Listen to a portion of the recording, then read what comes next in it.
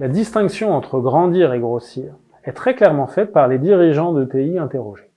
Ils distinguent en effet clairement d'un côté les effets taille et les effets volume, qui sont assez mécaniques et qui donnent un avantage aux plus gros, et de l'autre côté les problématiques liées à l'atteinte de la taille pertinente. Nos propres études tentent à montrer que dans 3/4 des secteurs d'activité, ces effets volume ou ces effets d'échelle ne constituent pas un effet de levier stratégique important. Cela laisse d'ailleurs de la place, sur ces secteurs-là, aux PME ou aux ETI, les gros n'ayant pas d'avantages significatifs conférés par leur taille. Pourtant, la croissance demeure pour beaucoup dans le monde économique ou dans les médias l'alpha et l'oméga de toute stratégie de pérennité. Les ETI interrogées, en revanche, ne cèdent pas à cette croyance. Elles font bien le distinguo entre effet taille et effet volume d'un côté, et problématique d'atteinte de la taille pertinente de l'autre. Rappelons que la taille pertinente est la taille minimale nécessaire pour pouvoir opérer et se positionner sur un marché.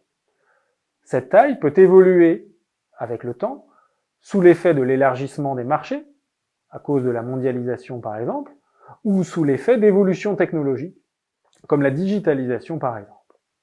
La taille pertinente s'élèvera ainsi par palier, mais une fois le palier atteint, l'entreprise n'aura aucun avantage à être plus grosse.